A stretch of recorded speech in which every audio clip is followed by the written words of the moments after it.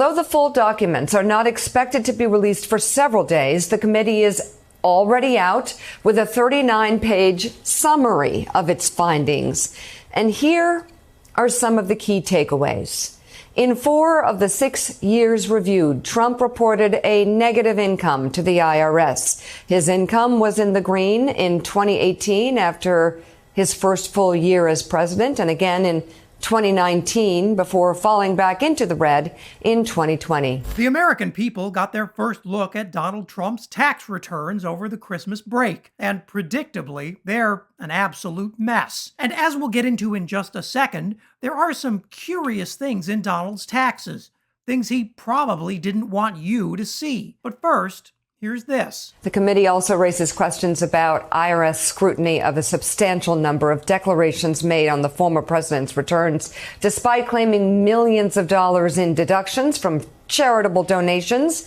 The committee writes that the IRS made no efforts to verify the legitimacy of Trump's claims, quote, even when no supporting documents were provided. Let's be honest. On some level, we all sort of knew Donald Trump was just making up his taxes as he went along, falsifying the valuations of his properties, claiming massive losses to offset his tax bills, and pretending to be a charity-giving powerhouse. But there's a difference between feeling like something is true and seeing it all put down in black ink. Or in Trump's case, a lot of red ink too. But here's the thing. Not only was Trump filing what might be the sloppiest tax returns of any major businessman, it doesn't seem like the IRS was actually doing much auditing at all. According to the House committee, the IRS hadn't even begun the mandatory audit process for Trump's taxes during his presidency, the same time that saw a sudden $30 million swing in the president's finances. Wow. That this appears to be a major failure on the part of the IRS. Remember, there is a mandatory program that is supposed to audit presidents of the United States. And as we learned from the House Ways and Means Committee, that was not done during Trump's tenure. So some of this could have been caught. The IRS has had this information for a very long time. It's just becoming public now. So I do tend to think that if there was going to be any kind of federal enforcement mechanism, that probably would already be underway, but it does provide a whole new level of transparency.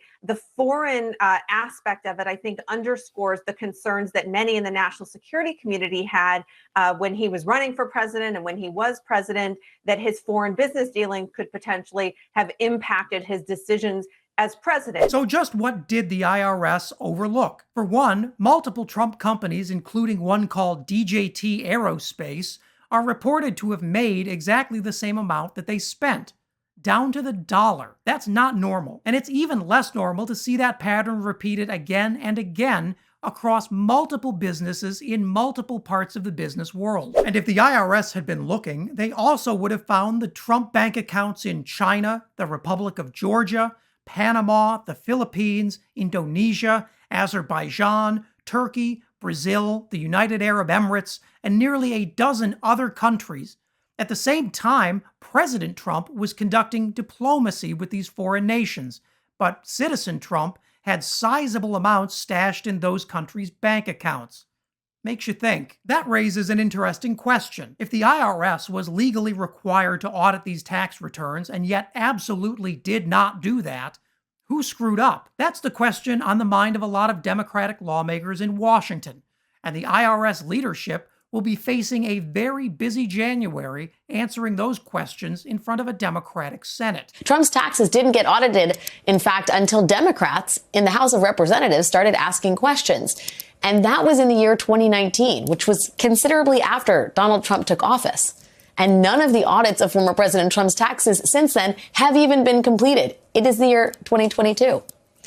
So what happened here? The initial and most generous explanation for what could have happened here was that this mandatory audit process just wasn't working broadly.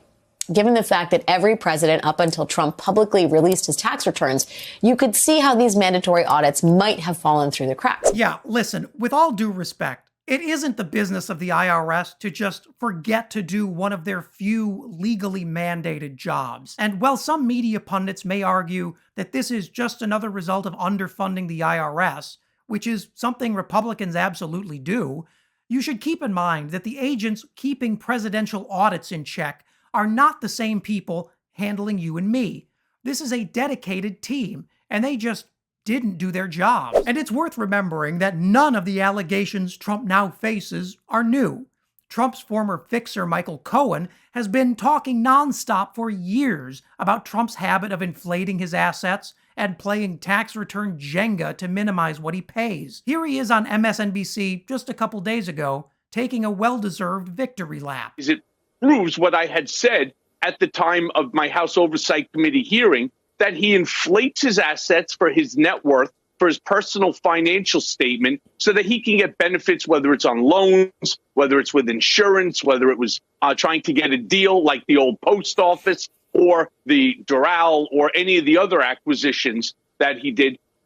He takes the same assets and he devalues them for tax purposes. That's illegal in and of itself right there. Believe it or not, this is about more than just your run-of-the-mill tax fraud. With the revelation of just how deeply invested in foreign nations Donald Trump was, and still is, there are now even more pressing concerns from the national security community that Trump may have been manipulating foreign policy decisions to help his own bank account instead of advancing American national security. And yes, I hear you, I get it. We all said this even before Donald Trump was elected. But having that information laid out in sworn documents is a stunning admission of what many people, including Republican national security officials, feared. And the fact that Trump went from losing a lot of money to making a lot more so soon after being elected, that's raising red flags around the world. We still don't know the exact sources of Donald Trump's sudden surge in income, or how much of that $30 million was tucked away in overseas bank accounts, but the evidence points to a president engaged in activity that at best he tried to hide, and at worst is foreign influence peddling on a scale our nation has never seen before. Neither one of those outcomes is good, but one of those is terrible for our nation. Add these questions to the growing pile of legal cases Donald Trump is now facing as he fights to remain a free man. But one thing is clear. With each new revelation, Trump's support among Republicans falls even lower. Thanks to his own criminal conduct, Trump may soon find himself a man without a party and a former president without a country. If you made it to the end, thanks so much for watching. Please leave a like and consider subscribing. And leave a comment below so you can let me know what I should cover in the new year.